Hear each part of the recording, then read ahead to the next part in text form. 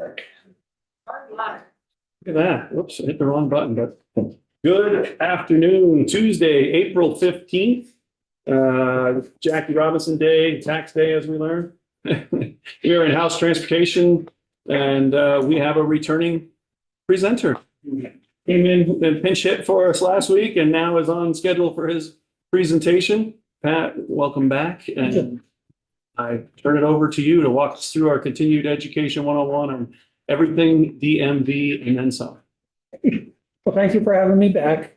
A little bit again about my background is I started with the Burlington Fire Department in 1980. In 86, I went to the Burlington Police Department. I retired from the Burlington Police as a corporal and the first school resource officer at the high school in 2000. I went to work for DMV enforcement as a commercial vehicle inspector in 2000. And I worked through there. I was the training officer for the enforcement agent. And then I was promoted to lieutenant and I supervised the northern team until I was told I was too old. Yeah. It's not quite like that. It's a rule, isn't it? There is. It's old, isn't it? It's now 57, but it was 55 when I was there. And that's so. I retired from the law enforcement side and the director had the position that I took at that point, overseeing school bus training in the education unit. And then 4 years ago, I was promoted to the supervisor's position in the education unit. So one of the things we teach our new employees when they start is you don't give Pat sugar or caffeine, because what happens is they have to do this to Pat for a couple hours. That's funny. So basically our chain of command, or my chain of command, is Commissioner Collier is at the top of DMV. Then we have Director Wade Cochran. Of course, there's two other directors that come off the commissioners. But we have Director Wade Cochran, who's the Director of Enforcement and Safety. Under him, there's two captains. One is Captain Scott Davidson, who is the Chief of Safety, or oversees our investigations unit and also the education unit. And then there's also Captain Cody, who oversees the commercial vehicle enforcement unit. Under Captain Davison, again, he has several lieutenants that are in the investigation side, and then me under the education unit supervisor. I supervise Lisa Dischamps, who is our administrative person. She also does some other things, which I'll get into later. Justin McLean, who's a motor vehicle safety and education specialist. He oversees our driver education and CDL schools. Frederick Gaudette, who is a motor vehicle safety education specialist. He oversees our Vermont Rider Education Program, also known as VREP. And then there are right now 28, there's actually 31 VREP instructors. That includes Justin, myself, and Frederick. But there's 28 seasonal employees that I also supervise as VREP instructors. So they started back in March and they will be on the rolls until mid-October, late October, when our last class will occur. Our season for classes opens up this coming weekend, this coming Saturday. We'll open a few of our sites. And then the following weekend, we open the rest of the sites. So, but they have been getting the sites ready in that. So the Vermont Rider Education Program, or our motorcycle program. We've had this program for over 26, 27 years that we've overseen it. The administration is the program coordinator is Frederick Gaudette. His position is to basically make sure that the program runs smoothly, that classes are scheduled, that instructors are scheduled, they need what they need, have to have, that the sites are all set to go, and then take care of any issues that may come up during the season. Frederick's been with us for almost a year. He started last July, late June of last year. We have 30 seasonal well, 31 is seasonal instructors, but as I said, 3 of those are myself, Frederick, and Justin. And then there's 28 seasonal employees. We have 7 sites that we have ranges at, and we have 8 ranges. One of our site is a double range. And we offer 4 courses. And then we also have a partnership with Wilkins Harley Davidson. They run the Harley Davidson Rider Academy, which is actually the Motorcycle Safety Foundation class with some Harley Davidson additions to it. Our instructors are all certified through the Motorcycle Safety Foundation as rider coaches for MSF. What's the difference between a site and a range, or are you gonna show us? A site is, yeah, I'm gonna do that now. So these are our 7 sites. But a range, like I said, one of our sites, so Highgate is at the AOT garage up across from the airport in Highgate is one of our sites. That is a smaller site, or what we call a compact range, because of the amount of room that we have for the range. So we had to adjust it somewhat with MSF's approval. Colchester is at the Fort Ethan Allen.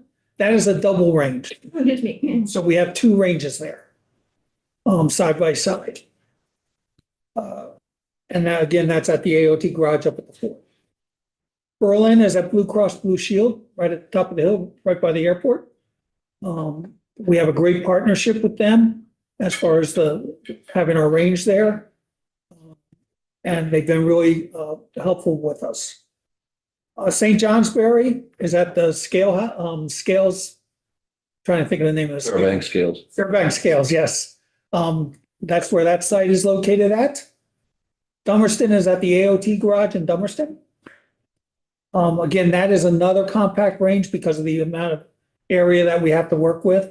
Is on one side you have the salt sheds, on the other side you have a hill with, I think it's the salt brine tanks, but I'm not exactly positive.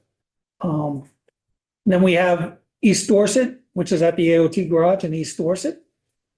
And we have Pittsford, which is located at the Police Academy. Again, the Police Academy is another partner of ours that we sign an MOU with them every year to use their academy grounds to run a course. The only time it's not available is if they are running a class on Saturday and Sunday.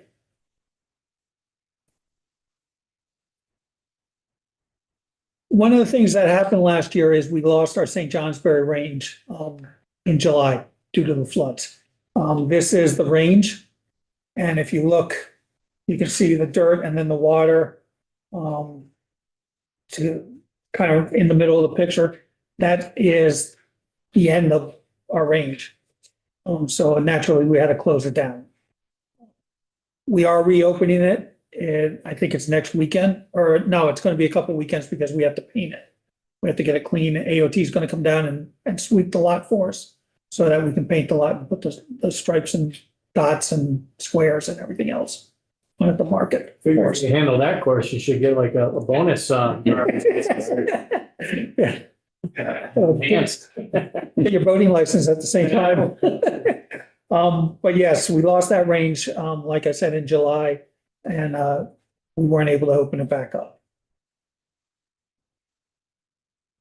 We offer 4 courses in the VREP program. The first one is our basic rider course. It's 2 days. It's Friday and Saturday, or I'm sorry, Saturday and Sunday, all day. This is for people that don't have their endorsements yet, may not have ever been on a motorcycle before, may have been a rider and have decided they no longer want to be the rider, they want to ride or drive, or may have experience, but they want to get their endorsement and they want to have some training. We start with the very basics. We teach them, this is your clutch, this is your front brake, this is your rear brake, and that similar to driver's ed. We start at the very basic and we move up. It's actually amazing to watch the students, especially those who've never been on a motorcycle before, get on the motorcycle, and by the end of the weekend, they're actually riding. So it's actually very interesting to watch. I tell the students when I open my classes is that, because we find out their experience level. It's a lot easier for me to teach somebody that has never been on a motorcycle before than to teach somebody that has experience. Because I tell them, if you got experience, I got to break all your bad habits before I can start building the new ones. So, and that. 2 years ago, we started offering the three-wheeled basic rider course. Again, this is a 2-day course. There's only one range we offer this at, and that is at Colchester. We have 6 Can-Am Rikers that we use. And they do what's called hot seating. So what happens is it's 12 students. Most of our classes are 12 students. There are some that are less because the range is smaller. But three-wheel course, there's 12 students, 6 ride while the other 6 watch, and then they switch. And they go the other way. The other 6 watch while the first or the second 6 ride. What do some of these things cost? The basic rider courses are $195 per person. The intermediate is, don't quote me on this, I think it's 105. And the advanced is a little bit less than that. I think the advanced is 95. So, the intermediate rider course license waiver is a 1-day course. This is for folks that have their permit, that have some experience riding and want to finally get their endorsement. Could be a number of things. When I was on the road with BPD and I stopped somebody that didn't have a license, I made a deal with them. You go get your license and I won't push the ticket through. And that, so, some did, some didn't. So, but this course is basically for them. The folks that don't have their license, but they do want to get their endorsement.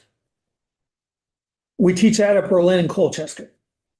And the reason that these courses are only taught at specific places is because of the space that they require and the painting and that, so. They don't get their license when they're done. You still have to go take the test, or the test is at the end of the course. You The get it test- when you get done. Yes, you get it at the end of the course, You leave with it at the end of the 2 days. as long as you pass, yes. What's your pass rate? I'm gonna get into that. I have the stats, so I'll get into that. The instructor's fault or the rider's fault, right? It depends. When I teach a class and I have a failure, I really look at myself and say, what could I have done to get this person through? That's all. Especially if they were relatively strong, and then sometimes it's just they freeze on the skills test. Yes. Would you mind giving a little bit like kind of high level? I don't know much of anything about motorcycles, but we can all relate to driver's tests, and we know we need to take a written test and take a driver's test to get a license, but these different courses, an endorsement is what you're calling a motorcycle driver's license? Well, it's an endorsement on your regular license, but yes. Okay, Basically. could you just like give a little background on what you need to drive a motorcycle in Vermont, and how these courses affect what you need to drive that? Thank you. Okay, so basically in Vermont, you can get your motorcycle endorsement by taking the written test and getting your permit, which you can do online. And then going to DMV and taking the skills test, which the 4 skills that they teach are the weaving between cones, which shows basic motorcycle control. The turn in a box, which there's a box set up, and depending on what size motorcycle you have, you either use the smaller box or the larger box, but you have to make a U-turn within that box.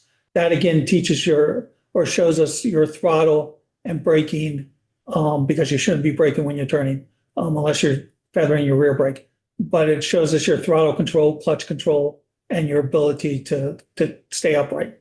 We then have the quick stop, which is, we would call emergency braking, but we call it the quick stop in the class, where it's based on the speed you're going, the distance you stop in. You may get points, you may not get points, depending on those 2 factors. And then we have the swerve, where you go through, you go through 2 cones. Down below is a box that we tell you is basically an obstacle and you have to swerve around it. We typically tell you what direction. I typically go on the right side. I tell the motorcyclists to swerve the right side. Because that is typically the way you're gonna swerve, is to the right. You swerve to the left, you're gonna go into oncoming lanes. So. So typically, and when we do the VREP class, it is to the right. We don't give them the choice, or we don't tell them which direction. So, So you have your driver's license, you take a written test, you get your endorsement, and then you do this so you have your driver's license. Yeah. You take the written test, you get your permit, permit, your okay, motorcycle permit. yeah, You can go to DMV and take the skills test, Yeah. which are those 4 skills. yeah, If you pass that, you'll get your endorsement on your license. okay, Okay. On top of that, we offer these classes, which at the completion of the classes, you will get for the first 3, the basic rider, the 3-wheel basic, and the intermediate, you will walk away with your endorsement. Now, with those 3 classes come with a e-course that you have to take online prior to coming into class. During that e-course, you take a test.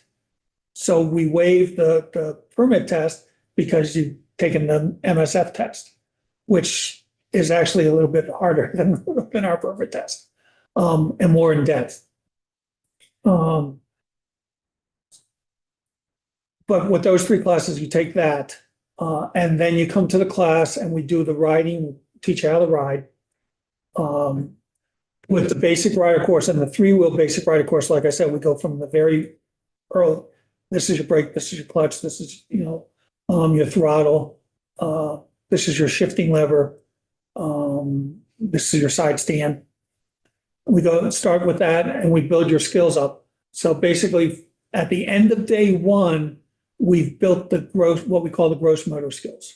The ability to actually use your clutch and use your brakes, use them properly, or use them, hopefully starting to use them properly. Day 2 is when we really refine those.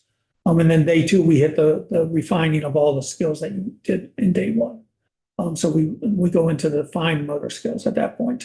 So by the end of day 2, you're actually riding. One of our exercises or 2 of our exercises, you're up to 25 to 30 miles an hour in second gear, on a straightaway and then doing curves, slowing down and doing curves. So we're teaching those skills. And that, again, we're not getting you up to 50 miles an hour like our highways, but we're getting you up a little bit. Representative Burke has a question for you. I think we talked about this last time you were in, but I have a bill that is concerns RV. Mhm. And it says, the way the bill is written, it's an endorsement for get under certain number of pounds of vehicle weight and then a CDL. But it seems to me that theoretically, you could design like an extra endorsement for somebody learning to drive an RV, isn't it? I don't want to put you on the spot. Theoretically, just saying, in the same way that you have this motorcycle program and people get an extra endorsement. Correct. The VREP program we use a national curriculum. So we didn't develop the curriculum. It's developed by the Motorcycle Safety Foundation. And is recognized pretty much, not every state uses it, but the bulk of the states do. And the military uses it, all the military branches. In order to ride a motorcycle on any of the military bases, including ours here, our guard bases, they have to have gone through the MSF course. And that's Representative Case? So, when I got my motors, I had experience on motorcycle anyways, from being a kid on dirt bikes and stuff, but I went and got my permit. I went over and did a written permit and then I was riding. Mhm. Now you gotta take your written permit in the beginning. And then you have to go take a test. Can't you ride your motorcycle around, get comfortable on it first? yes, So you still do that? yes, once you get Okay. your permit, you can ride. As far as the RV, I actually have a section later on in the presentation on that. So, but yes, once you get your permit, you can practice. And that's it. Then our last class is the Advanced Rider course. That is a 1-day class. That also is offered in Berlin and Colchester. That motorcycle class, you ride your own motorcycles. Even the instructors ride their own. I don't know if you're aware, but the state, for the first three classes, the state provides the motorcycles. We have 250 Hondas, Yamahas, Suzuki, and Kawasaki's. We have a variety of different motorcycles, different sizes as far as height, so we can fit them to the person. Our smallest ones are the Honda Groms. The tires are about this big on them, and that they're fun to ride, but they don't go above 40. So, Representative McCoy and Representative Wells. So we supply motorcycles to take the exam. Do we supply cars to take the DMV car? no. So the motorcycles, if I go to the DMV to take we have to, let me separate the two. We have DMV testing, which is done at the different DMV offices. Okay, those we do not provide motorcycles. You have to provide your own. Okay, Okay, for the course, for these classes, we provide the motorcycles. okay. So no, we don't provide cars either, Or motorcycles. or motorcycles. Okay, great, thank you. Representative Wells has a question. Yeah, when I got my license, I think we took it in Newport at that time. There must have been a lot more places to take it. One thing that always made me laugh, we would go in there and we'd take the test on a 100 Kawasaki and then promptly go home and drive my 2000cc Harley Davidson. Yeah. So are we beating the system? Or they still allow that? Or they ask you what you're going to drive or? We still allow it. Okay. We don't break the motorcycle. So especially overseas, if you look at theirs, they actually break the motorcycles down to CC size. Yep. So certain CCs, you get a certain endorsement and you can't go above that. You can go below it, but you can't go above it. And So they're that, taking care of that. the overseas they do, Just the weight differential is tremendous. Yeah. Yeah. but we don't distinguish. The only place we distinguish is the box, the U-turn is the only place. So how fast does an electric bicycle have to go before we're gonna have to worry about this? Electric bikes do move right along.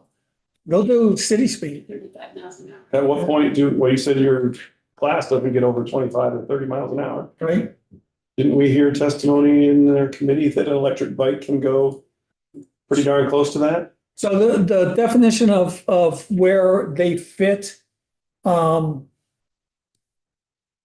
good grief. Just looking for transportation revenue. I'm not concerned about this thing. The electric, or, it's actually the scooter. The difference between a scooter and a motorcycle is based on the speed, braking power, CCs, and that.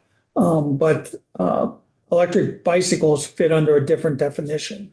Yeah, they're considered a bike, but Right. just if you were the king or the ruler, would you think that would be warrant for somebody to look at to go in the? If you knew somebody that could change policy. Just saying, would that be worthwhile discussion? I think so. Because they are hitting city speeds. That's all. Again, the advanced rider course, you ride on your own motorcycles. The instructors use their own motorcycles to do the demonstrations and that. So, we run the rider coach prep every year, or not, we try to every year. It has been averaging every other year because we don't get the participants. In order to run a prep, we have to have at least 6 rider coach candidates. The rider coach prep is for new rider coaches to bring them on board. There's 2 of us in our unit that is trained in rider coach trainers. That's myself and Frederick, our rider coach trainers. We just had our introductory meeting last Saturday. We're going to start the rider coach prep the second to last week of May. They will be spending Friday, Saturday, and Sunday with us for 3 weekends straight. And the first weekend is basically, this is how we show them how to run a class. Second week, they do student teaching with their other student or their other peers, as well as a couple of our instructors. And then the final week, they actually do teaching a class, an actual basic class. We bring in fresh students, preferably students that have no experience whatsoever, so that they can teach them. So, and right now we have 8 candidates for that. This was also the first year we opened it up to out-of-state candidates. Unfortunately, we didn't get any. We're going to reevaluate. It might be because of the 3 weekends, and instead of doing it 9 days straight. And that's so, because you're asking people coming from out of state to come into Vermont 3 weekends in a row. This year, we also hosted the quality assurance class for Motorcycle Safety Foundation. We had 11 states represented. We had 1 person from Washington State, 1 person from Texas, and then the rest of the states were scattered. And that's so all 3, myself, Frederick, and Justin went through it so that we can do quality assurance checks for our program, which allows us not to have MSF have to come. We can do our own quality assurance checks. And it also helped us because we want to open up, or we want to start quality assurance programs for our driver's ed programs, our CDL programs, and our school bus program. So here's our stats for last year. Number of training sites, 8. We had a number of instructors, 34. It's the reason there's a star there is we lost 1, or actually 2, I'm sorry, for health issues and retirements. And then the other one lives in Ohio and decided not to come back this year. We scheduled 106 basic rider classes. We held 92. The reason it's so low is because, again, St. Johnsbury. We had to cancel all the ones at St. J after July. We had 5 intermediate, we ran 5. We had 5 advanced rider courses and we ran 4. The reason 4 is because one of them did not have enough students to run the class.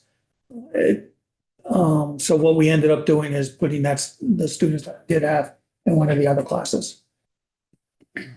And we had scheduled 3 or 4 3-wheel classes. We ran 2. The same thing, we didn't have enough students to fill the other 2 classes. So we ended up scheduling 120 and we ended up having 90, good grief, or 100? 101, I think. So, as far as students, we had 965 students enroll in the basic rider course. 849 attended. Others didn't attend for various reasons. 754 passed for an 88.81% passing rate. Did any of them, just a lighthearted thing there, did any of them wreck up or anything on the course, or did they wreck the state's equipment up or anything like that? Did that happen to get run over or anything? We do have students that do fall, and there is damage to the motorcycles. We have a good working relationship. If it's a issue that needs to be fixed right away, we've made arrangements to take the motorcycles to different locations. In the Rutland area, we take it to Central Vermont. In Colchester, or if it's in the northern half, we take it to Land Air. If it's down in here or St. J, it goes to Wilkins. And we have not found anybody in the Dummerston area yet, but we're actively looking. Now, we're trying to find somebody in the Vermont area, or Vermont, so that we can keep business within Vermont. But we do have wrecks. Some of the damage can be fixed by the instructor. We're very strict on if the damage means you have to basically take something off, then you don't fix it, except for clutch or brake levers. We have a supply at the sites that they can, for all the motorcycles, that they can replace those, because those are easily replaced. Yeah. Same with spark plugs, because we also, especially with the ones that are carbureted, well, those are the ones we have the issues with.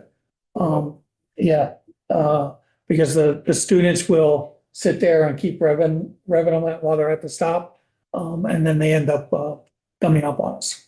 So the intermediate rider course, we had 57 enrolled, 44 attended, and 43 passed for a 97.73% passing rate. Advanced rider course, we had 37 enrolled, 31 attended, and all 31 passed. The advanced rider course, you actually cannot fail. Because there's no test given at the end. So three-wheel, we had 21 enrolled, all 21 showed up, all 21 passed.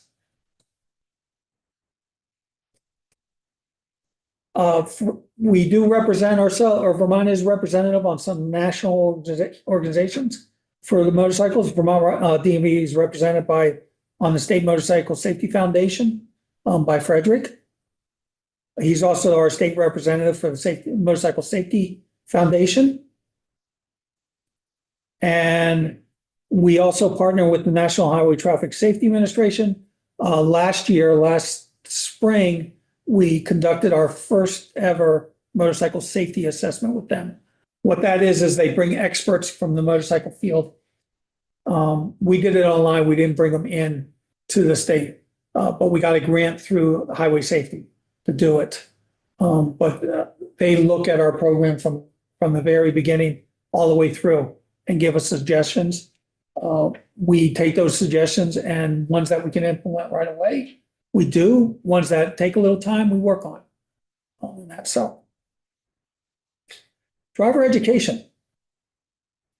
The administration program coordinator is Justin McLean again. We have 63 standard driving education schools that are licensed through DMV. I'm going to separate DMV licensed schools from the Agency of Education. The Agency of Education has their own driver's education program. We work very close with them. Our curriculum requirements are the same, but they do have their own program that they oversee that's run out of the high schools. Our 60 standard driver. Sorry, so the school ones out of the high school, are they approved by, I mean, they use the same curriculum, is there like a test for the driver's ed people, or do they just go ahead and do it? They know what they're doing. Okay, So with the Agency of Education, they're the ones that, what they do is they put a driver's ed endorsement on the educator's education license. They basically go through the same classes that our instructors go through as far as college, as far as driver ed classes. We require our instructors to do a little more because we require them to do special ed class. We require them to do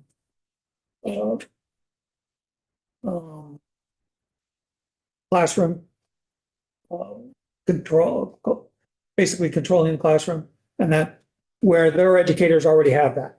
So whatever the actual driver's ed classes they have to take. There's only one place that offers those right now in Vermont, or not in Vermont, it's offered in New Hampshire, and that's White Mountain. Which can be an issue.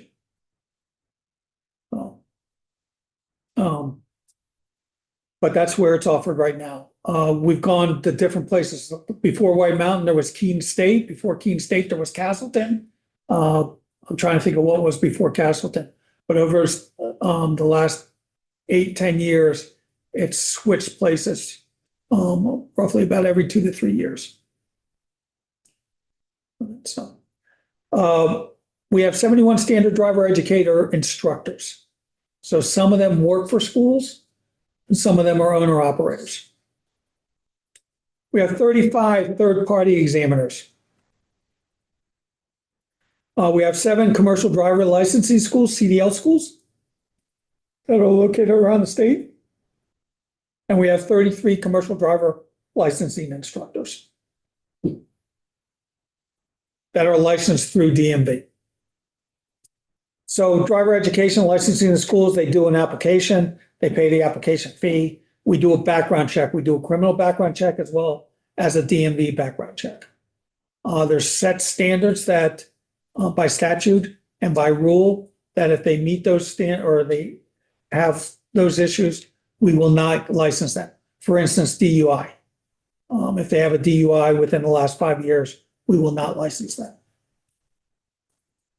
So, if they have a criminal conviction of, assaulting children, we will not license them. And that those criminal convictions are pretty, they're permanent, so. We then do yes, sorry. So there are 63 driver education schools in the state of Vermont. And there are 71 instructors. So like 1.3 instructors per school. Roughly, for instance, we have a school up in Williston that has 3 instructors.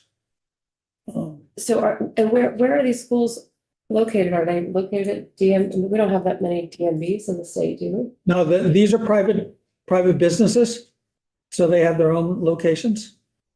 So some will contract, or some will have their classroom at churches, some will have their classrooms at schools. We have one that has their classroom in their home.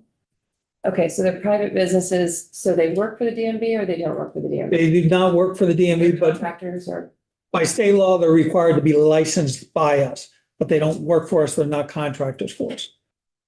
okay, and these are or are not the same driver education instructors that go into schools to give students driver education classes? Some are not. There's Okay, 3 schools that I can think of that contract with private schools to provide their driver's education. okay. So one instructor might be teaching some for the school and doing some private instruction on his own. Yes. And if they are teaching for AOE, if they're teaching in the high school, they have to meet AOE's requirements. So they have to have their education license, and then the endorsement on top of that.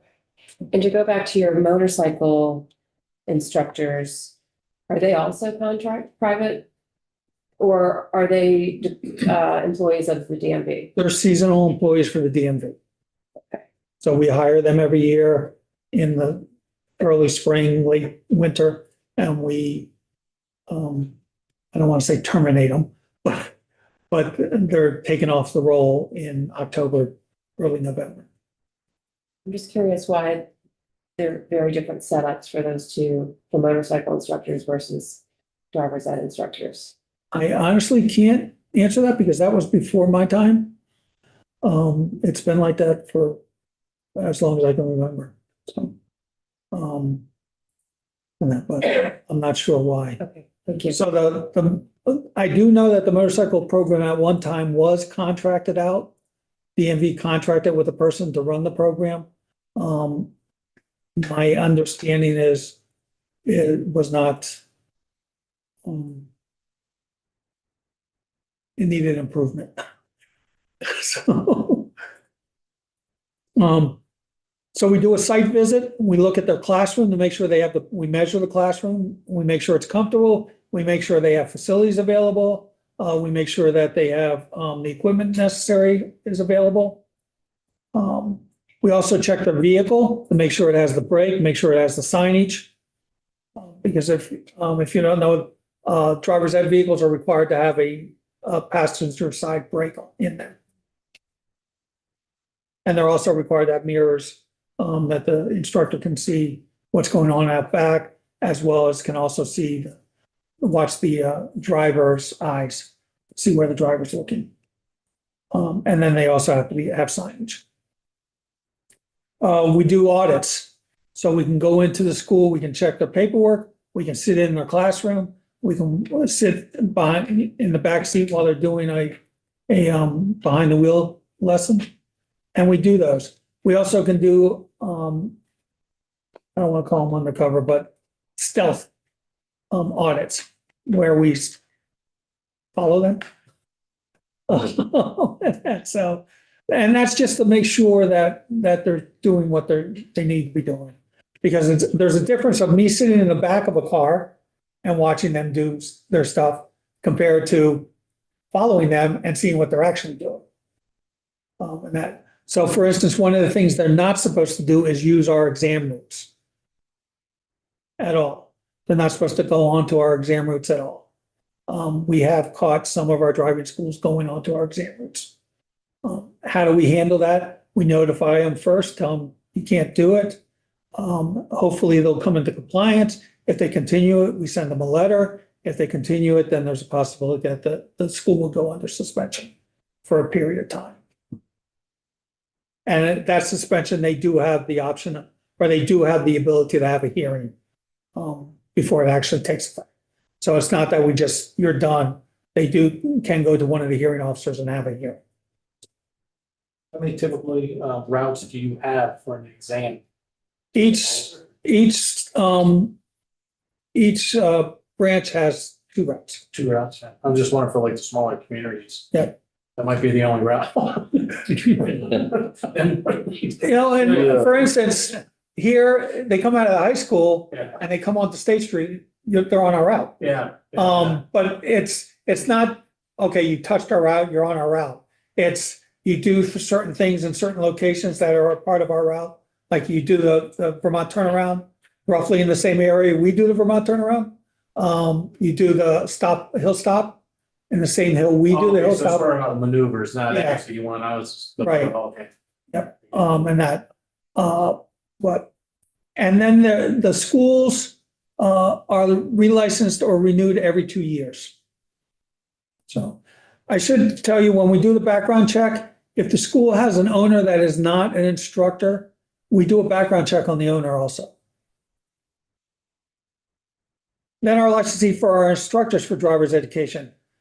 We require educational courses. And like I said, the driver ed classes, well, all the driver ed classes that we require are taught at White Mountain. Roughly takes, can take 2 to 3 years for them to get the classes. And the one thing about White Mountain that I have to give them credit for is they do online. So me living in Burlington, if I want to get my instructor's license, I can at least take the classes online, not the behind the wheel classes, just the classroom classes. Behind the wheel, I actually have to go to White Mountain and do the behind the wheel. So, but that's the one thing about White Mountain is they do allow it online. So the other places did not. They fill out an application, pay the application fee. We do testing for the driver educators. They have a knowledge test that they have to take. They have to take the permit test. And they have to get a 90% on the permit test, and they have to take a driving test. And they can't get as many points as a typical team would be allowed. It's not a one shot and you're done. They can take it a couple different times. We verify that they do have the curriculum courses, and it's not just I should back up a little bit. White Mountain is where they can get the courses here, but if they came from the state of Washington and they were a driver's ed instructor there, we will look at the classes they took there and compare them to the classes that we require. And if they're similar, then they won't have to take that class.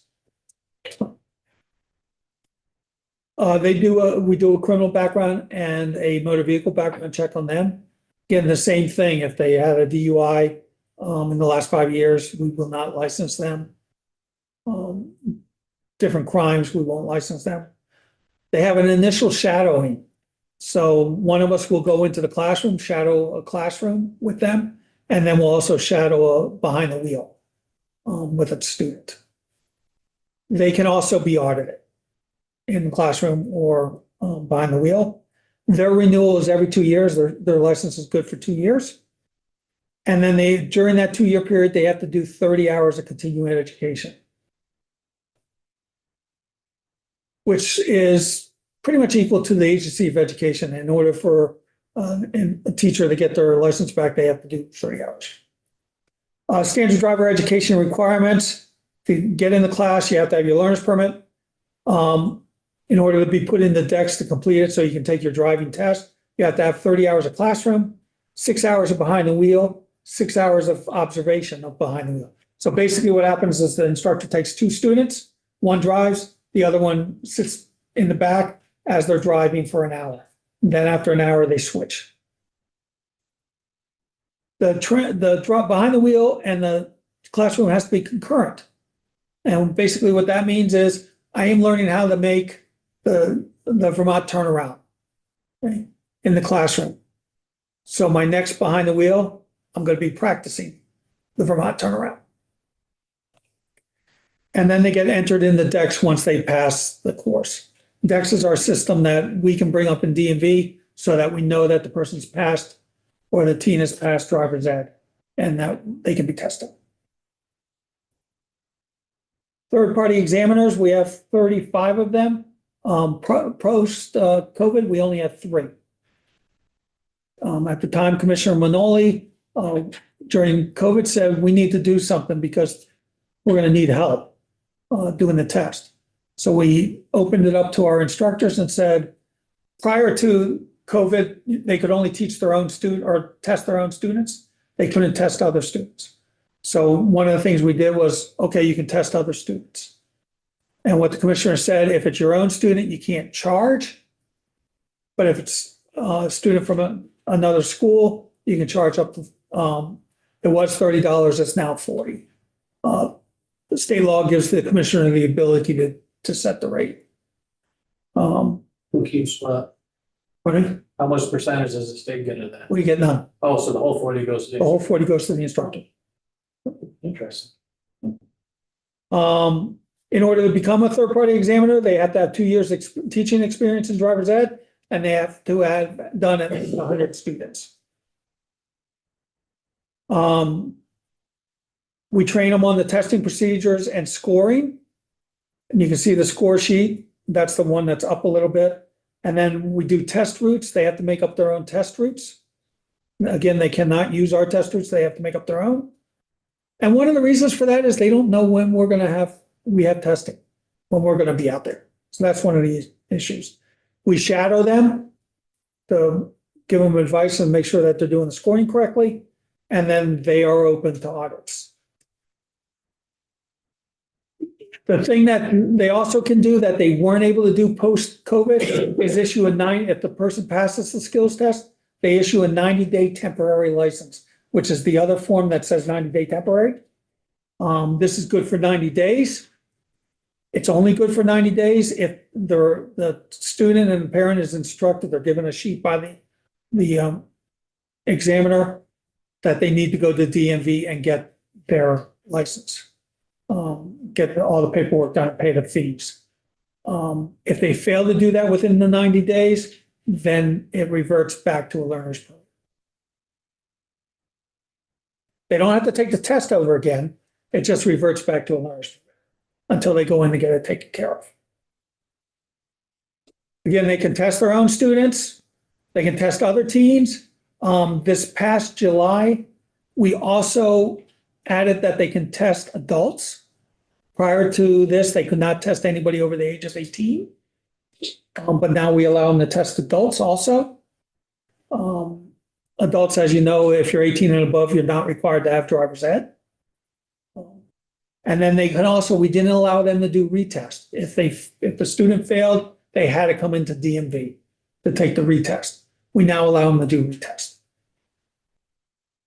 What we're seeing is their passing rate is up in the 90% range compared to DMV's passing rate is roughly 75%. There are some reasons for that. It's not because they're just passing them to pass them. And there's actually, when you think about it, this student has been generally with this driver ed instructor for 30 hours in the classroom and 12 hours behind in the car compared to walking in off the street at DMV. And I compare it to when I started with the fire department, I worked part-time for corrections. And I was told I had to go take my fleet safety test. So I drove down here. I worked at Chittenden. I drove down here and I went in and I was met by a woman that was the examiner. And we go out to my car and she says, you know, if you fail this, we suspend your license. Now I'm in my 20s and I got to tell you, I was scared because I needed my license in the fire department. So I got out of the car and I said, we're done. I'm not going to take it. And that ended up taking it and I did pass. But you walk in and you're met by one of our employees. Our examiners are really nice people when you get to know them. But they put on that face when they're doing exams. And they're serious about it. They're serious about their job. It's gonna scare anybody, and if you're a teen, a 16-year-old teen, yeah, you're gonna be scared.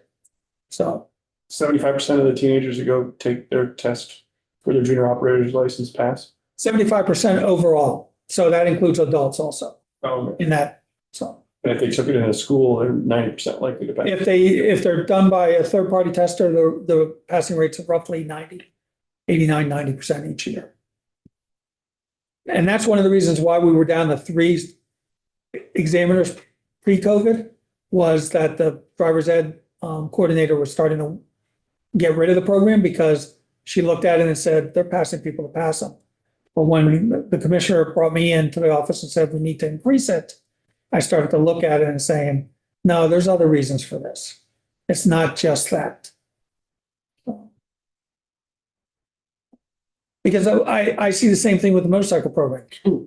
Our passing rate, if they come into DMV to take the test, is roughly 75%. Our passing rate, as you saw, for the course is up close to 90%. And we only have them for 2 days.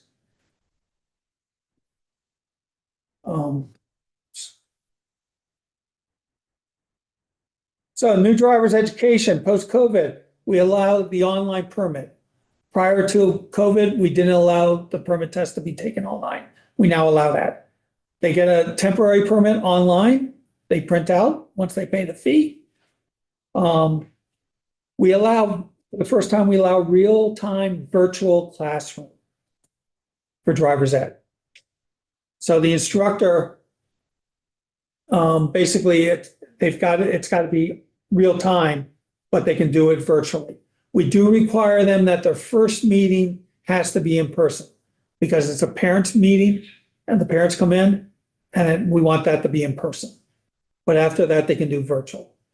Some do some do a mixture of virtual and classroom. Some do all virtual and some do all classroom. We leave it up to them. We don't tell them you have to do it this way.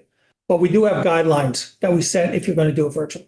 For instance, the students can't be sitting in a lounge chair with leaning back with the computer on their stomach. They have to have the camera on at all times so that the instructor can see that. We increased our third-party examiners from 3 pre-COVID to 35 post-COVID. And it fluctuates now. And we allow testing of their own students, other students. As of July 2024, we allow adults and we test. These are our stats for driver's ed. You can see DMV, our instructors had 2,772 students. AOE did 4,489 students for a total of 7,600 or 261. If you look, DMV's passing rate or our school's passing rate is 90%. AOE's is 69%. And average is 77%.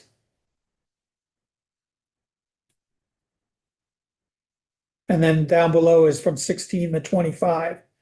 Those are people coming into DMV and be tested.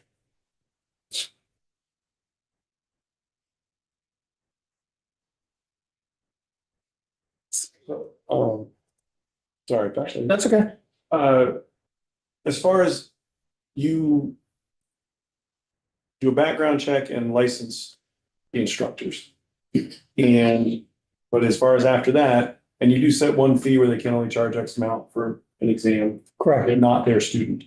The rest of the marketplace from there on out, what they charge for a class, what they charge for individual drivers, what they charge for their services is not part of what you review, not part of any control. Right. And roughly for driver's ed, it's roughly 800 to just over 1,000. I think the most expensive I'd seen is 1,200. And complaints or issues that are in that arena, the licensing, when you audit or you review in the 2 years, there's no consumer related review of any of their activity, just on whether they know the curriculum and then can teach or pass the test. You said you audit them and whatnot, so We audit it their, doesn't have anything to do with where they're. It doesn't have anything to do with the drivers or the customers' issues. so it can, if they call, if a customer calls us up and makes a complaint, we will look into it. And that, we've had other instructors call up and make complaints about instructors, Okay. and we do look into those. When we do a renewal, we do another background check again.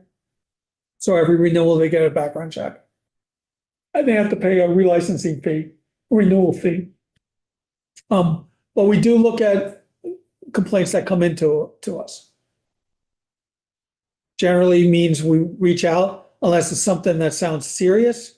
And then we may do a visit to them and do a deep dive into what's going on.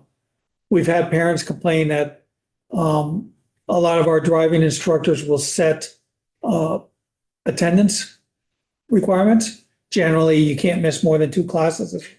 The average, a student will miss a third, and the instructor will say, you know, you can only miss up to 2 classes and you missed your third. So, and parents will call and make a complaint. We'll reach out to the instructor, but that's a business decision. And something like that, as the state, we don't want to get involved and say, you need to take this student back. But if we get a complaint that the instructor is abusive, racist, basically anything like those serious offenses, we will definitely look into it. Because even though they're not employees of ours, even though they're not contractors of ours, they're licensed through us, they represent DMV in a way. So we want to make sure that they are behaving appropriately. So 2/3, 62% or so of your stats are kids that can get their into driver's ed class through the school. Is that what that's telling me? That of people that take their exams and whatnot, that 4,489 out of the 7,261 total. Right. So 38% of kids that want to take driver's ed is not available to them in school. Or doesn't, not so much that it's not available to them, they just either it doesn't meet their schedule, fit their schedule, or it doesn't fit their timeline. We've had parents call us up, I want to get my kid into driver's ed now, or I should say our AOE counterpart, and the school just doesn't have the slots available. And that's so they're put on a waiting list. Those are the students that our schools will see. Can you describe the process of what you train, what goes in the manual? Because we pass laws here, like, some law, new law, 4-foot biking distance between motorcycles and cars. You're to maintain 4 feet when you pass. How does that does it get into the book? How does it get into the book? How does it get a question on a test, even though I think the questions are mixed up, so you don't always get the same questions? What's that process? So the process to get it into our driver's manual is every year, right around the time that legislation is passed and put into effect. So July, August, that timeframe. All of our manuals are sent through a process of review.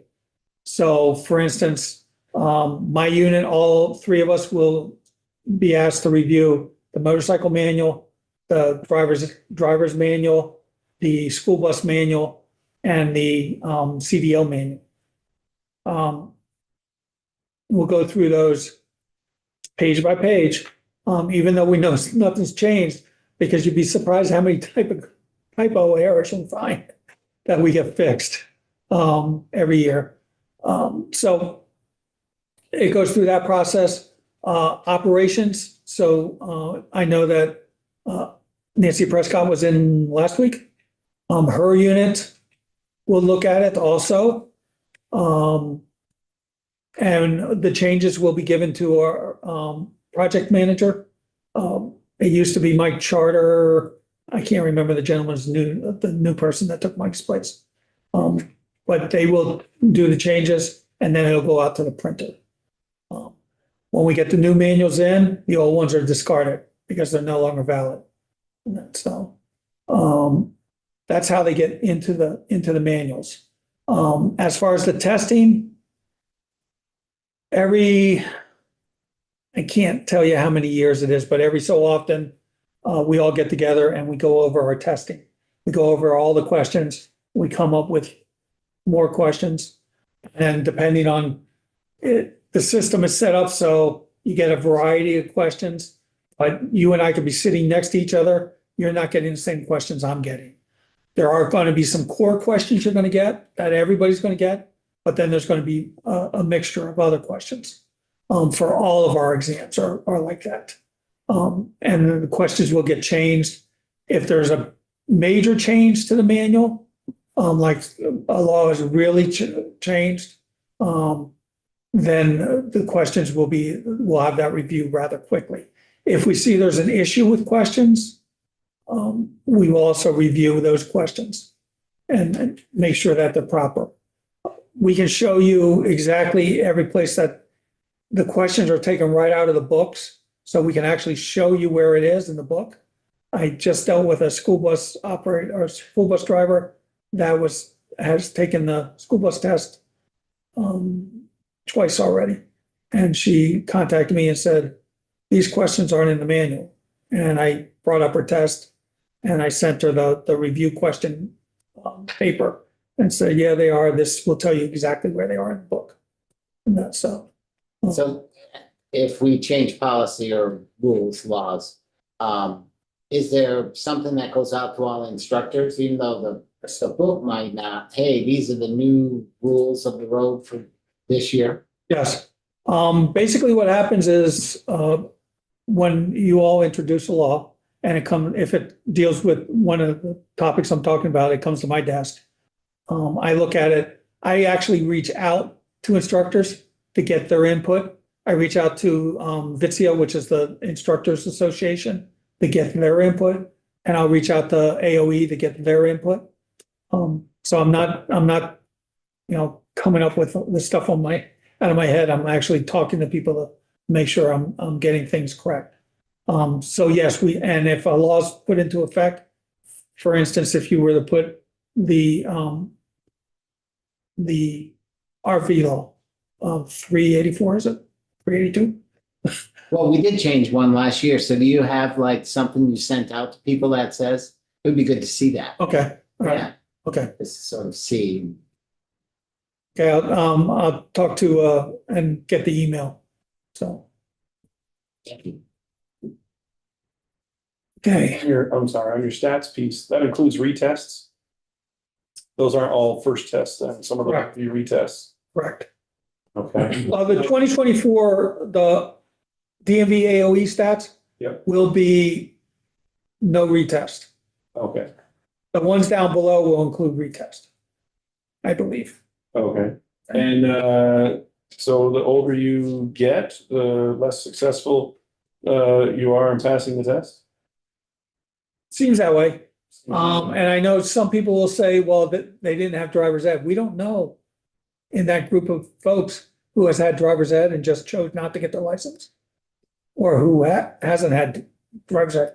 That's the unfortunate thing with the system, is that we have no way of knowing. It's like crashes. We don't know if the person's had driver's ed or not. We can assume if the person's 16 and they have their license, yeah, they've had driver's ed. And that, but if they're in their 20s, 30s, we don't know. Because we don't ask the question. Or it's not on the crash report. Thank you. So it's CDL educational requirements. We used to have in our system, or we used to require hours, a number of hours. For a Class B CDL, it was 74 hours. For a Class A, it was 138, if I'm not mistaken. It was twice as much as a Class B. We went away from that. And what we did was, we want you to meet the national standard. It's based on your ability to drive that truck, not based on the fact that you got the number of hours.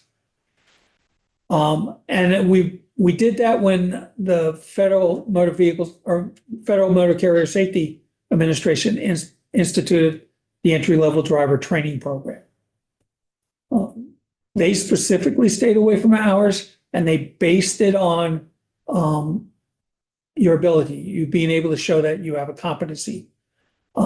They require a theory, which is classroom, and then they require range, and they require road work. And what happens is the theory, the way they show competency is through testing. The range and road work, the way they show it is being able to perform those skills, not just once, but to perform them routinely.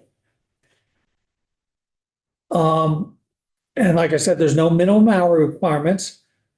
And again, a reason for this is I could have been grow up on a farm, driving a farm truck since I was 13 on the farm. And now I want to get my CDL, and it doesn't take me 140 hours to get my CDL because I've been driving. Whereas somebody that walks off the street and has only driven a car, there's a big difference in that person. It may take them a little longer. So it's built on competency, not on hours. And that, so. As far as the licensing for our instructors, basically the same thing that our driver ed instructors go through, except we don't require classes. And the other thing is we don't require them to have, right now, our driver ed instructors have to have at least 5 years of driving experience. We don't require that in our CDL instructors. I can get my CDL today, walk into a school tomorrow and apply to become an instructor. And if they're looking for instructors, they can hire me. So, Why is that? it was just never put into the rule or law. I believe it is in our miscellaneous bill, but I'm not positive. Because we recognized it this year. Because we had an instructor come in and had just gotten their CDL 6 months prior and said, this person's only been on the road for 6 months and they're becoming an instructor. But we had nothing to say. We couldn't give it to them. You know, isn't the assumption that a CDL license is more complex than a driver's license? Yes. So something that I think should change. Possibly.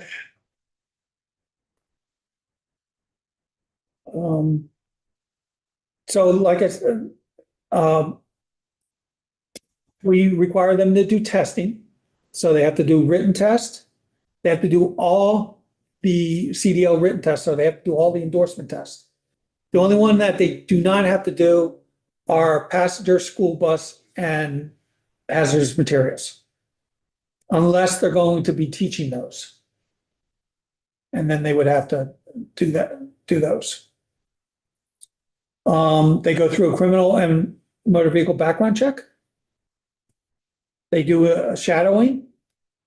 So we'll go out and shadow them in a class. They can also be audited, and their renewal period is 2 years.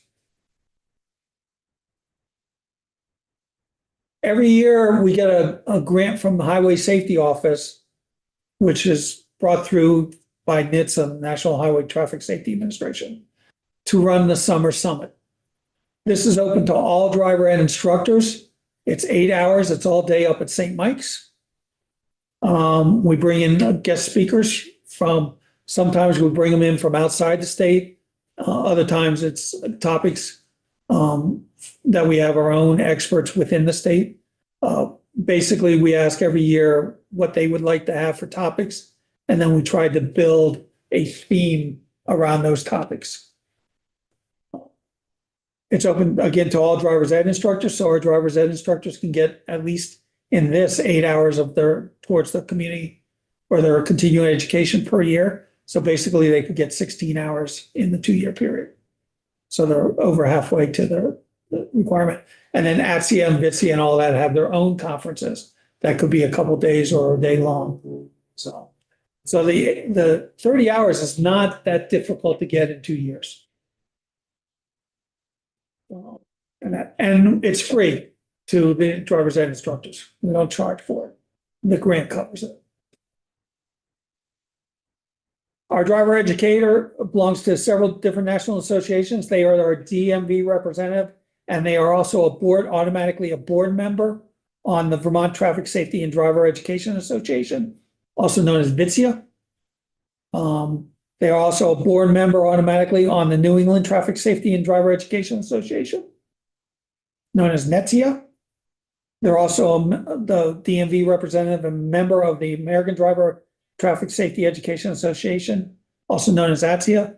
And Justin will be, he's been asked to run for the regional representative for New England on that association. Also, we are the first state, remember I told you about the assessments for motorcycles? We did the same thing for our driver ed program. And we're the first state to ever do it twice. We did it 2 years ago in the summer. And prior to that, we did it roughly 2018, I think was the last time we did it. Again, what they do is they bring in experts and they give us some ideas, and then we take those ideas and ones that we can implement right away and are suitable for us, we do. Other ones that we can't do, or it's going to take some time, we work on them. For instance, this last one, they recommended highly that we initiate a driver ed advisory board, which we did right away. We asked for 2 members of the Agency of Education, which would be Justin's counterpart who runs or oversees the driver's ed program, and her supervisor, and Justin and me from DMV and AOE. We also have 4 members from VITSIA, the Vermont Traffic Safety Association, 2 that are picked by the 4 of us, 2 that are picked by the association's board. 2 of them represent the private driving schools, 2 of them represent Agency of Education schools. Along with that, we have a law enforcement officer, Mike Roy from Sheriff's Department down in Wyndham is on it. And a representative from the Highway Safety Office is also on it.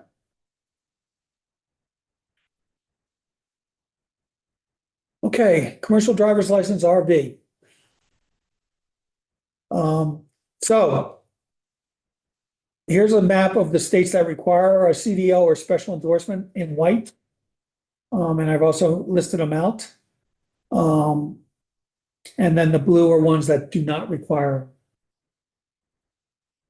or require a CDL. All the states in blue require a CDL to drive an RV. No, I don't. The blue, you do not need one. The white ones, you do. The white, you need them. And are they do vary by size when you take it? Or you got that down in that little part that I can't read? Basically, if it's required, it's 26,001 pounds or more. And depending on the configuration, it may be a class B or a class A. Not a special endorsement, but it's specifically a CDL that's already in a class A. Not like a separate endorsement like a bus or something. Correct. Some of these CDLs are non-commercial. The state has adopted a non-commercial CDL. And then some of them are just a regular CDL.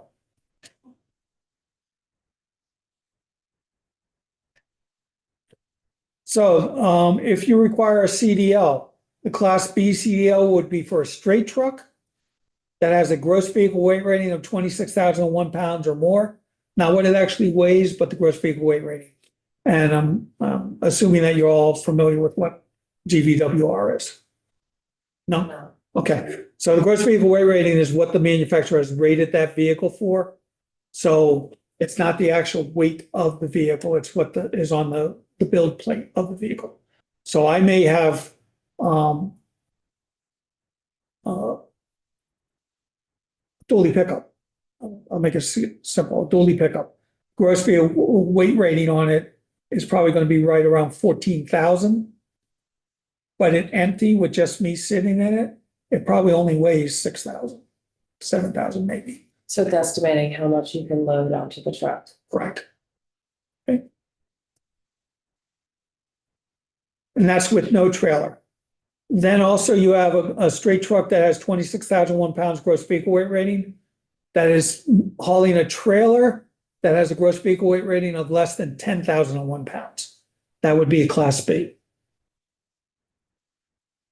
Class A CDO would be a combination of the two gross vehicle weight ratings of more than 26,001 pounds. So I take the tractor and I take the trailer and I add the two, okay? And then the trailer alone has a gross vehicle weight rating of over 10,001 pounds. Okay, that would require a Class A CDO. Those three pictures on the right, you're saying, and those states on the white in the back, can require a CDL, those three. Those three would require a CDL. The one at the top would require Class A. You have a dually, 14,000 pounds, and you have the trailer that is going to be, the one I looked at was 18,000. I'm not going to say exactly that's what this is, but that's what I'm going to represent. So I've reached over the 26,001 pound limit, and then my trailer is over the 10,001 pound limit. So I would be required to have a Class A CDL. The motorhome that looks like the bus and the straight motorhome at the bottom, those are both over 26,001 pounds, gross vehicle weight rating. So they would require a Class B. Now, if I was to put a trailer on the back, depending on what the trailer gross vehicle weight rating is, it could either remain a Class B or it could jump up to a Class A.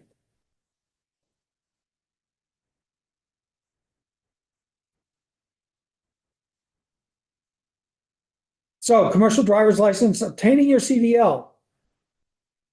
If you do the CDL, then what happens is the person would have to go through, under Fed stats, would have to go through entry-level driver training.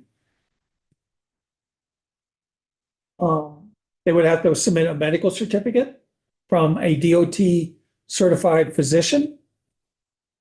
They would have to take the written test for their learner's permit. And basically it's possibly three written tests. Then everybody would take the general knowledge test. If the vehicle they're going to operate has air brakes, they're going to have to take the air brake test. And if it's a combination vehicle, truck and trailer, Class A vehicle, they would have to take the combination test. Once they do that and they get their behind the wheel done, because they can't do their behind the wheel till they have their permit. Once they get their behind the wheel and they've been certified by the instructor to be able to, or show competency in their skills, then they can go and take the skills test at DMV.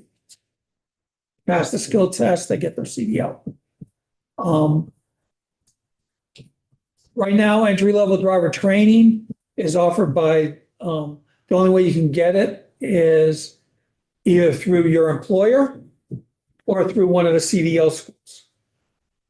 You can do the classroom online, but you have to do the behind the wheel at one of the CDL schools then, or through your employer. If you're doing driver's ed, or if you're doing the entry-level driver training through one of the licensed driver schools, it's going to cost you anywhere from $6,500 to over $8,000.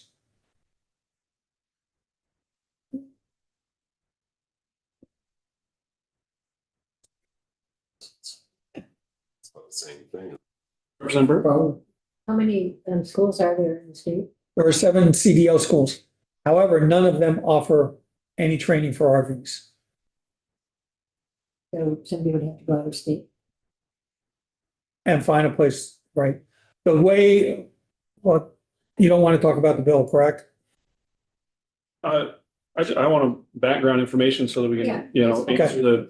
understand what we're potentially up against. I don't wanna, we didn't go over the exact wording of the bill, so we can't dispute what, or not, can't question the exact wording, but we definitely want to understand So what we're up against. I mean, Yeah. I'm not trying to be cute about it.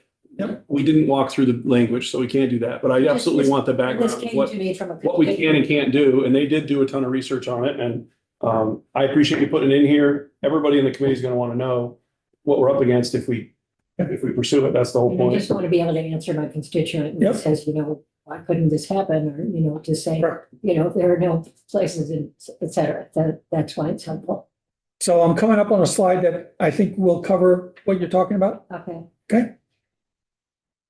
In fact, I'm there. So the way I read the bill is that it is going to require DMV to do the schools similar to our motorcycle program.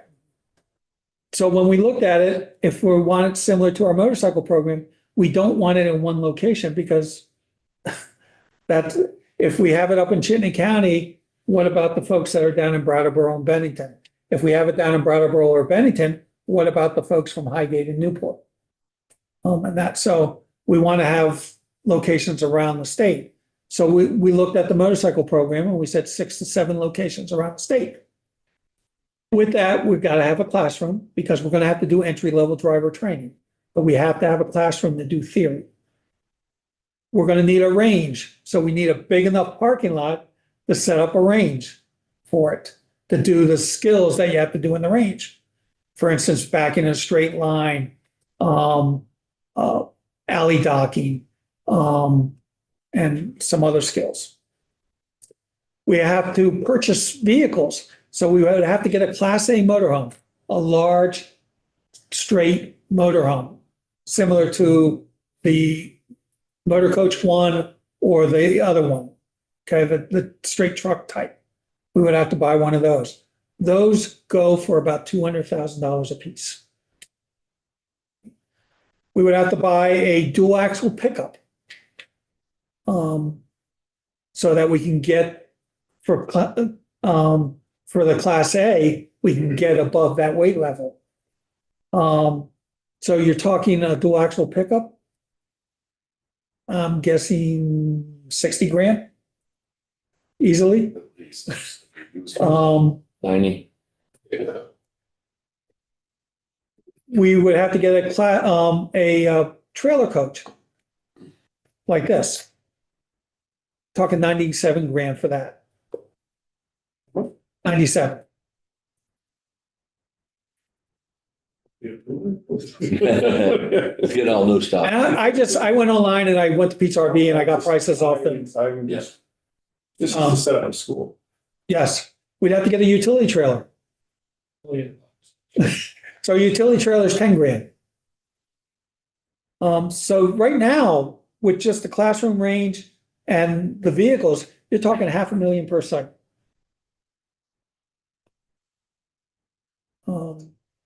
If we do 6 sites, you're talking 3 million, roughly.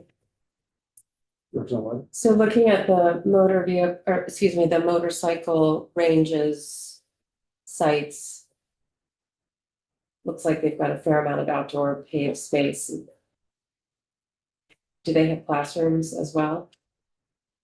So the only site that would be big enough for this type of training would be Colchester. Is where we do our CDL testing there. And that.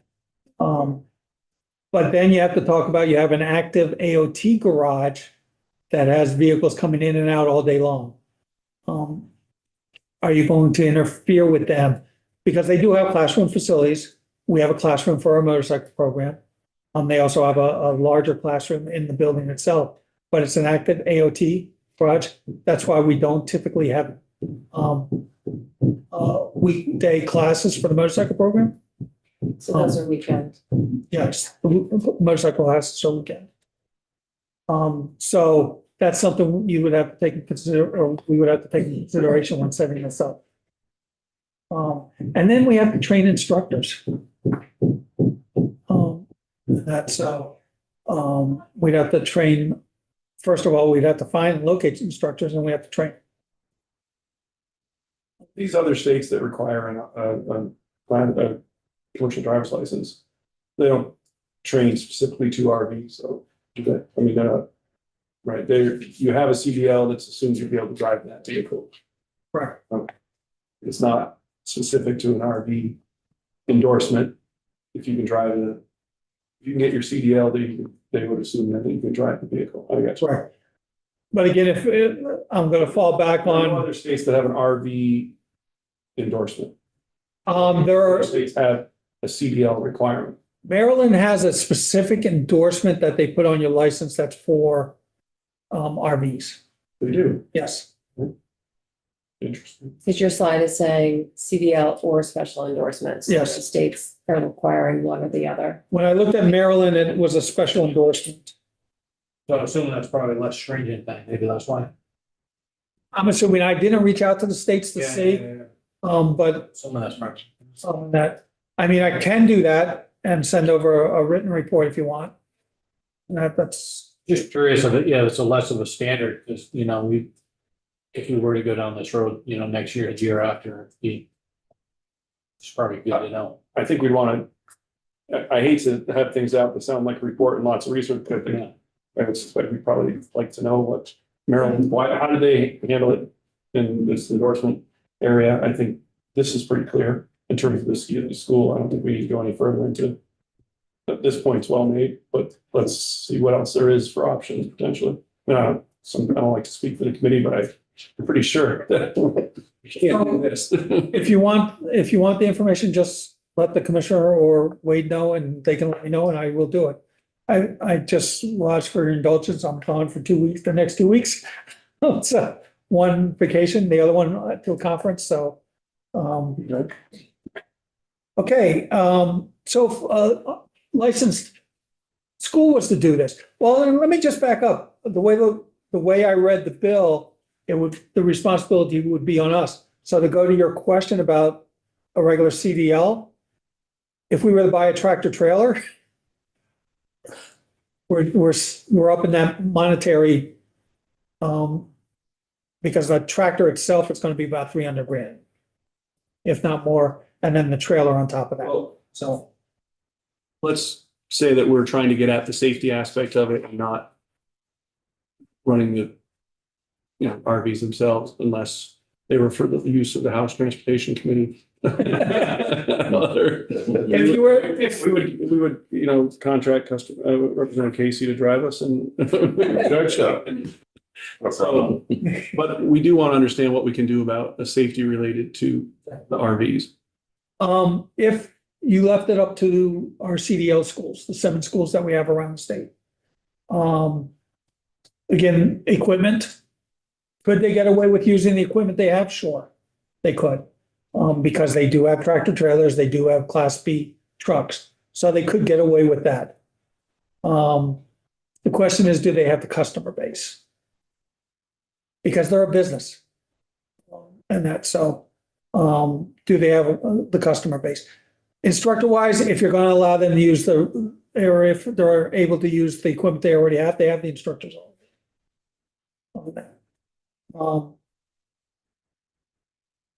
But presently, there are no DMV licensed schools that offer this type of training. I will also tell you, there's no DMV licensed school, CDL schools that offer school bus training. Our school bus, or our school bus drivers, you're typically trained by their employer.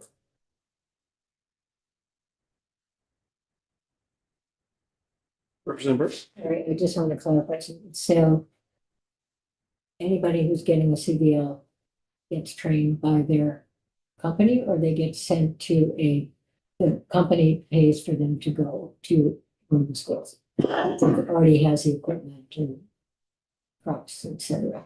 So there's both ways are right. So if I work for instance, I go to work for Bella Vance Trucking. Yeah. Okay, Bella Vance Trucking has RPR school, driving school. It's a licensed driving school through us. The only people they take into the school are people that they are going to hire. When you graduate from their driving school, you have a job with Bell Advance. They require you to work for them for 2 years. Otherwise, they prorate the cost. The other way is, Richard Green Trucking. They hire you, they do their own training. Okay.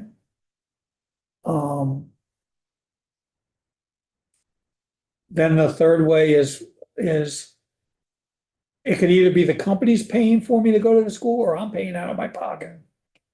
And it's, like I said, $65,000 to $8,000 per person, that I'm paying out of my pocket. Just requiring somebody to have a. Get through it. And that's not guaranteed you're gonna pass. So, as I said, most of our school bus companies will train their own because there is no school that does school bus training. And regarding just like a lower level, just an endorsement. Is that as complicated as, it's not as complicated as a CDL, but is there any even private school that does endorsements, or it's all CDLs? There's no in between. There's no in between. So there's no program that sets up an endorsement level for somebody, extra training, say, for somebody who's getting a license and who wants to drive an RV. Correct. Now, when I get into the school bus does have a lower level endorsement, and I'll talk a little bit about that. Because, I mean, again, I just said, talking theoretically, it would be theoretically possible to set up an endorsement program. It's not as complicated as a CDL, but just would give somebody a little bit of extra training. Thank you. So what about these two questions? What about the person that has years of experience driving an RV already? Are you going to require them to do the CDL? Because the way the bill is read, or the way I've read the bill is, they would be required to go through the same thing. And then what about out-of-state drivers? Well, you can't, you have. Right. On your map, it says that New York requires if you want to drive that big RV that looks like a bus. On the map, New York is in white. It says it requires a CDL to drive that size of an RV. I mean, I gotta believe that I-95 to Florida in January, right after the New Year's holiday, there's a slew of these vehicles headed for the south. And you're saying that anyone that I see with a New York license plate is gonna have a CDL driver behind the wheel? From the research I did, they require it, so yeah, Okay. unless they aren't following state law, which I suppose that's possible. I'm just trying to make sure I understand that, because I understand there's huge RV. I'm not a Florida person, but I understand there's massive RV parks lined up one after the other for the winter. And I am just trying to picture that if I see ones with a New York license plate or a Pennsylvania license plate or a Massachusetts license plate, that they have a CDL, but if I see one with a Vermont license plate, they do not necessarily have a CDL. So let me back up. New York requires an endorsement. They don't require a CDL. Okay, so So it's that caveat of CDL or special endorsement. So we'll move away from the idea of what the bill says. Let's see if we can find out, or I'll go to the commissioner and ask. We can understand more about what an endorsement looks like and what it was. Representative Burke, does that? I'm sorry, I don't want to put you on the spot. Could you, maybe you would ask Basically, I that would question. say, If you can, If we were to move ahead with this at all, I would vote for an endorsement as opposed to a and I think we want to find out what that means. Yeah, Yeah. So when I talk about school buses, we have our type 2 endorsement that we require our school bus drivers to get if they're doing a type 2. And I could talk a little bit about that because that's a specialized endorsement. Are we okay then, moving to the school buses from the RVs, that we have at least discovered some level of a direction? Perhaps, I don't know that, but I know where we're not going. So school buses. Excellent. This at the time was a school bus. It did pass a school bus as a school bus. They actually have that down at their factory. So the administration of the school bus program is overseen by me. It has 23 certified school bus clinic instructors. They are not DMV employees. They are experienced school bus drivers that have gone through the training to teach the school bus clinic, the 8-hour clinic. Instructor qualifications, they have to have a Class B CDL with passenger and school bus endorsements. We don't do a Class C, or I'm sorry, Class C CDL. They are required to have a Class B. They have to have 10 years of driving experience, Means, driving a school bus. oh, Hmm. I'm sorry, We require them to have 10 years driving experience of a school bus. of a school bus Yes. to get the endorsement. To get their certification to do instructor clinics. Instructor, Oh. okay. Okay. I took to become an instructor. Correct. They fill out an application. I am considering talking to the administration about reducing that to if the motorcycle and the driver ed goes to 2 years by statute, then I am gonna go to the administration and say, can we reduce that to 2 years so we're across the board? Let's say. We do a background record check, criminal and driver. Again, it's same requirements that they have a DUI or they've been suspended in the last 5 years. They're not allowed to be an instructor. If they have any crimes of assaulting a child or any violent acts, they're not allowed to be an instructor. The way they get trained is they co-teach 5 clinics with an experienced instructor. And then on the 5th clinic, I will go observe them and sign off on their instructor certification. I will show up and do an audit in one of their clinics every now and then. And if I get a complaint about them, I also get their evaluations. If I see there's something going on with their evaluations, I will do a visit with them. Most of the time, I will call them up and say, I'm coming to visit you in your next clinic. But sometimes I'll pop in. Well, If you're a rookie driver, because I know they're desperate for school drivers these days, they have to make sure they get a Class B before they apply. So it depends on the vehicle that. This is for instructors only, Right. and a rookie driver I wouldn't hire as an instructor. What if you were just hiring them as a driver?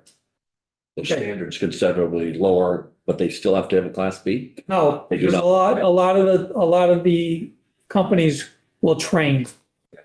Okay, Yeah. they'll take somebody off the street and train. And then they also do a 2-year recert. You'll notice that we don't charge them a fee because we don't license them. We're certifying them as an instructor. And I will tell you that we recently, 2 years ago, decertified one of our instructors because they hit a student with the bus. That's all. Clinic requirements, they have to use the state requirement. They have to use the state curriculum. Okay, before I got into this job, there was no state curriculum. It was up to the instructor to come up with their own curriculum. And I had a couple of instructors that actually sat there with the school bus manual and read it word for word. And they also would teach to the test. So they had a list of the questions for the test and they would actually teach to the test. And that has since changed. When I got originally got the position, Director Button sat me down and said, you are going to come up with a statewide curriculum. You have experience. Come up with a statewide curriculum, and we are going to institute that across the board. I got together with a committee of 4 experienced clinic instructors, and we came up with a curriculum. They have a mixture of classroom and in-bus activities, and the student must attend the entire clinic to get credit. If they leave a half hour early, they don't get credit for the clinic. They have to be there for the full 8 hours. These are our stats for last year for the clinics. I can tell you that our total number of participants is down. they have to take the clinic every renewal, so every 4 years. When I first got this job, those renewal numbers, or those numbers were up in the 800s. So now we're averaging 7 to 5, well, almost 6. I do belong to some national organizations. I'm the Vermont representative, also the past president. And I'm presently the past president on the board of the National Association of State Directors for Pupil Transportation Services, NASDAPs. It's my counterparts on all the 50 states, Washington, DC, and all the territories. I'm also delegation chair for the National Congress on School Transportation, which is NCST. NCST, the National Congress, they get together every 5 years. And they look at a manual that I'll talk about in a little bit. But they look at the manual and they do amendments on the manual. And then all the states vote on it. So, and then I'm chair of the 17th Congress Steering Committee. The National Congress on School Transportation, every state is represented. Washington, DC, the US territories can send a delegation. Delegation can be made up of 7 representatives. The last time they had it was in 2015. They do have it every 5 years. However, I was the delegation chair in 2020 when we were supposed to have it. COVID. So we canceled. We postponed it for a year. And the problem we had was roughly about 50% of the states were still on travel restrictions. So we canceled it again until actually in 2 weeks is when I'm headed, May 2nd to the 8th. It's held in Des Moines, Iowa, right across from the airport. And that's, Des Moines, Iowa's airport's smaller than Burlington, so. But that's where it's held. The amendments are voted on by the delegations. Like I said, every delegation can have up to 7 members. We have me. In 2020, I actually had 4 that were going to go with me. However, I couldn't get anybody this time. So the nice thing about this is it's one state, one vote. It's not based on your size. Every state gets 1 vote. It's, Pat, it says the National School Transportation Specifications Procedures. You talked about the training. The operation of the vehicle is what you're talking about. I'm assuming it includes all the lights and all that stuff, but is there any part of that training that results to the cargo that you're carrying? As far as, What's the driver's responsibilities in terms of yes, managing the students and or who's in the bus, and how does that portion of the training work? so this manual covers everything, nuts and bolts, all the way through special ed or special needs transportation. Using this year, one of the things that I wanted is what we see is a lot of smaller vehicles popping up, transporting kids. We have some specific regulations for them, but other states do not. So this manual is going to have a section geared towards what we call non-compliant vehicles or non-compliant school buses. And that in this manual. But it talks about the procedures of, and it will talk about student discipline. Our clinic, the clinic that's taught here, has a section that deals with student discipline. So they do get that in this part of this training. Okay. They do. When they move to the smaller vehicles and whatnot, they don't require CDLs, but because they're school buses, do they require the endorsement still? In other words, if you start transporting kids in vans, you can do that without the endorsement or no? Because that requires the backgrounds every 2 years, or do the backgrounds get done every 2 years or not? And just the medical that we talked about before. So is there a gap in there, or do you feel like it's covered in there? It's pretty much covered. So the way our law is written, take the CDL vehicle, the large vehicle out. We're going to talk about smaller vehicles with a passenger rating of 16 or 15 or less, including the driver, and under 26,001 pounds. gross vehicle weight rating. Those are non-CDL vehicles. Yellow school bus, the smaller school buses, we know that they require a school bus endorsement. You'll see the multifunction school activity buses, which are, they look exactly like a school bus, but they're a different color. They don't have the lights. Okay, that driver requires a school bus endorsement also.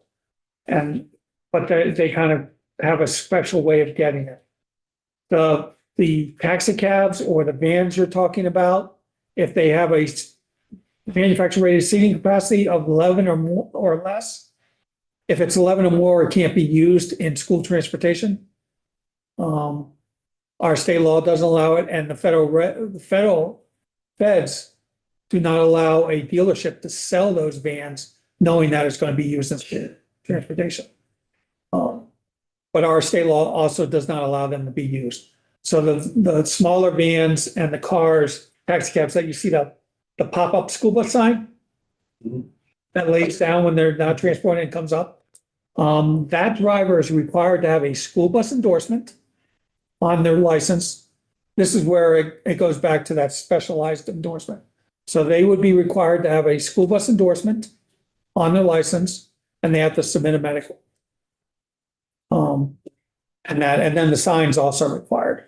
The multifunction school activity bus, the bus that looks like a school bus, but it's a different color. If it's a non-CDL multifunction, they can actually take the clinic online and take the written test online. They have to take a driving test also. So let me talk about the special endorsement for the school bus.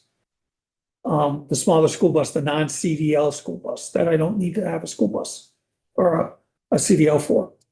What I have to do is I have to take a written test for what we call a type 2 bus. So it's a state-specific test. It's not the federal test. Okay. I have to take the written one. I then can take the skills test. The skills test is a basic driving test. However, if I'm going to get the full school bus endorsement, I've got to do a passenger pickup and drop off and a railroad crossing. If I pass that, then I get my endorsement on my regular license, my Class D license. That's how that special endorsement works. They still have to have the 8-hour clinic. Okay? But they don't have to have entry-level driver training, which is required by the feds because they're not getting a CDL. I will tell you, we're the only state that requires that endorsement on the license. All the other states require training, but they don't require a specific endorsement on the license. And I'm kind of proud of that because we're saying that those drivers have gone through the written as well as the driving. Representative McCoy and then Representative Hunt. So I know you're in charge of just the training of the school bus drivers, but do they have seatbelts on school buses now? Okay. And if they don't, I just never really understood that. Okay. So the driver's seat, yes, As a seatbelt. has a seatbelt. If the bus has a gross vehicle weight rating of 10,000 or less pounds, then yes, they're required by federal regulations to So have it. those are like. It could be, or a smaller school bus. Okay. If the gross vehicle weight rating is 10,000 and one or more, under the federal regulations, they are not required to have seatbelts. And under our state law, even if they have seatbelts in the larger buses, what we classify as a type 1, which has a passenger, including the driver, of 16 or more, or over 26,001 pounds of gross vehicle weight rating. Even if that bus has seatbelts, we exempt the passengers from the seatbelt regulation by state law. I can't explain why. I can tell you what the arguments, what you will hear from school bus, the school bus side, the arguments you will hear from drivers and that. The arguments are they're too expensive. The kids won't wear them. The kids will use them for weapons. What happens if the vehicle goes into the water? Who's going to get the kids out? Okay. I will tell you all those, and it reduces the number of seating capability in the bus. So I will tell you that the manufacturers of the seats and seatbelts, have taken all that into consideration. I did a cost evaluation of what it would cost to put 72 seatbelt or a 72 passenger bus, install seatbelts, okay? What it would cost, and it was quite a few years ago. And then I looked at not filling all those seats with 72 passengers, but only using 50 passengers. And based on out over the course of the school year, not 365 days, but what the school year requires, it came out to, for me to put my grandkids in a seatbelt throughout their elementary school, it came out to $300 per kid. And that, it doesn't reduce the number of seating because the buses have increased to allow it. As far as weapons, the old seatbelts on school buses were like the airline seatbelts. You could take the thing and put it all the way at the end and swing it. Yeah, that's a weapon. But the new ones are just like a car, it retracts. The new ones, they have to meet federal motor vehicle safety standards. And if you have younger kids, or you have those younger kids in your family, or you know younger kids, I can tell you right now, when my grandson was 4 years old, he could undo the seatbelt. And that, these are the same way. Even if you're upside down, they are designed that a child can undo them. Cost of weapon. Getting them out with the seatbelt. Trying to think of it. They won't wear them anyway. Oh, they won't wear them anyway. So California, thank you. California, there's right now 8 states that require seatbelts in their buses. And it's a variety of, do they require the kids to wear them or not? For instance, New York requires them, but doesn't require it. They leave it up to the school district to make a rule whether the kids are going to wear them or not. California was the first state to institute 3-point seatbelts in all their school buses after a certain year of manufacture. What they found is initially, yeah, the older kids didn't want to wear the seatbelts. But what they found as time went on, they started to. And now they have pretty much 100% compliance. They've had their law the longest. I want to say it's probably close to 15 years now. So the kids are wearing them. But I remember my granddaughter asking my daughter, Mom, why doesn't school buses have seatbelts on them? Because we have to wear them in the car. And she goes, ask your grandfather. But the thing about California, one of the things they did was they did a study. And one of the things they found was their single vehicle school bus crashes went down since they initiated the seatbelt law.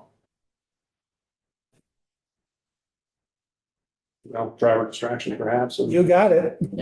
Representative Pouch has got a question. And, Yeah, run out of time. how does this, impact, like private schools or, summer programs and things that might transport kids? So private schools fall under our school bus law. We don't make an exemption for them. If it's a summer program, it depends on who is running that program. If it's run by Parks and Rec, they do not fall under our school bus law. If it's run by a school, then they fall under our school bus law. Something on my head. So some things real quick that I came up with, red lights. Please. All buses would have to have cameras installed, and you can see the closest to you, that's the camera. The red light camera, Oh, okay. I got you. okay? But the law would require it. It bases the violation on the driver's written statement plus the picture from the camera. The camera that will not identify, it doesn't take a picture of the driver, it just takes a picture of the plate and the vehicle.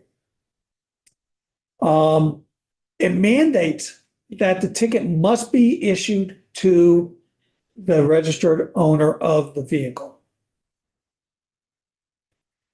which removes any investigation that the police officer, which means that the police officer will never get down to who actually did it. I know a lot of police officers, and I used to do it when I got complaints in Burlington about red light passing. I would go to the registered owner who was operating a car and try to track it down. The other thing it does is it removes the points from the violation. Specifically on the wall. Okay. It removes the points from the violation. Are you saying now this is a parking ticket?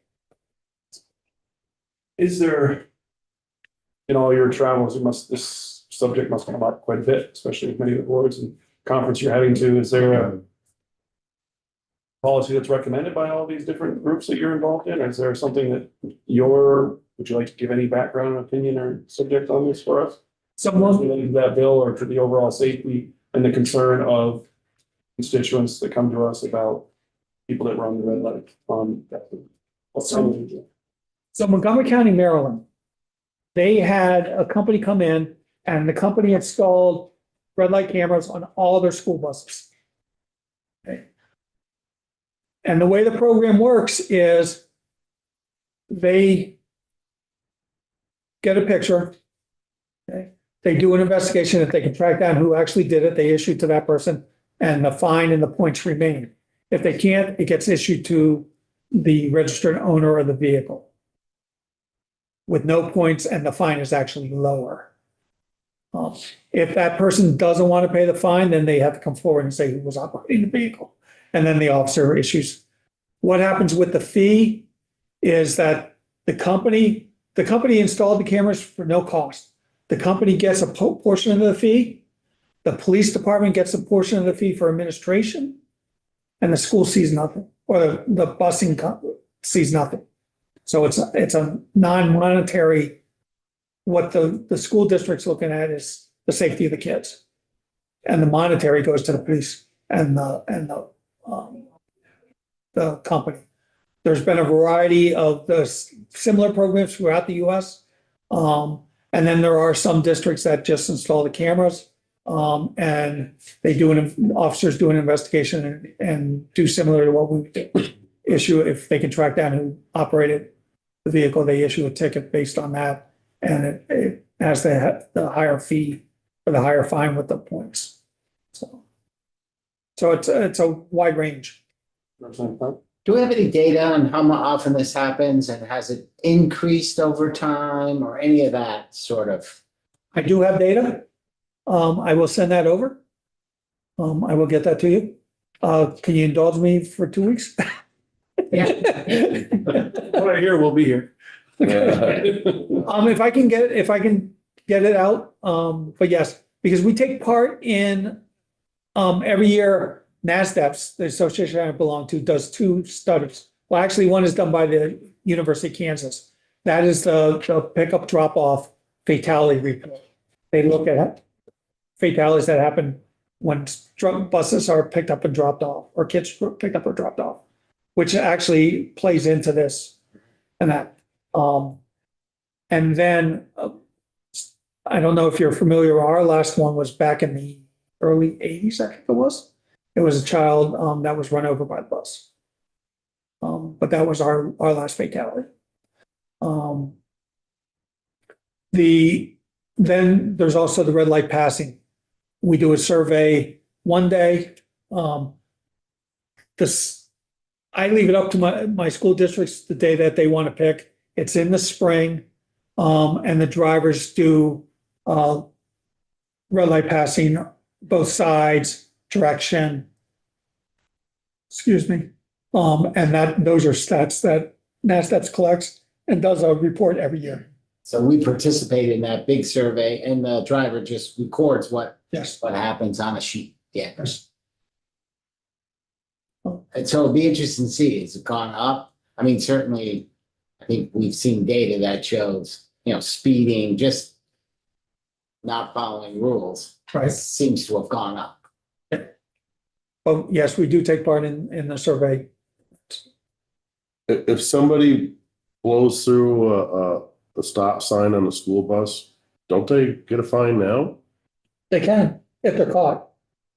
And that's the problem is catching them, because basically if I'm the driver of the school bus My concern is the kids and that their safety.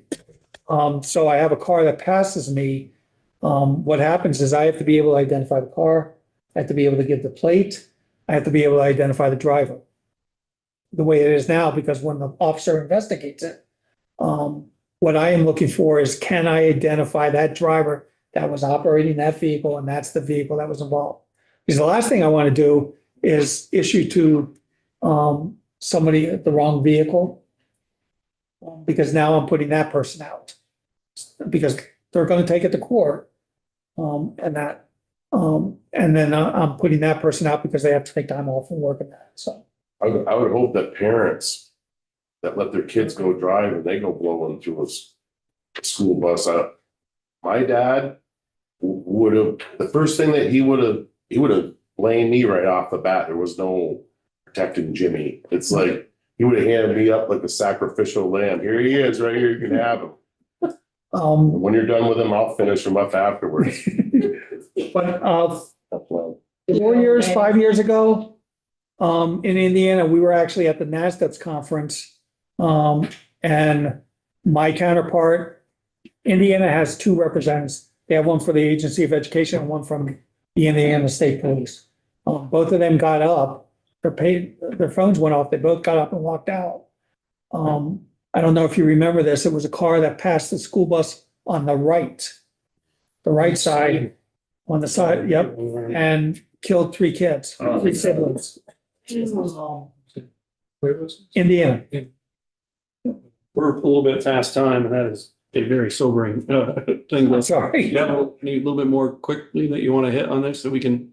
Sure. Started a little late, but we're definitely going over it. So real quick, other trainings that we provide, diminished skills to law enforcement. Remember, the 70 and above, we don't talk about age, we talk about diminished skills. It's all about your skills, it's not about your age.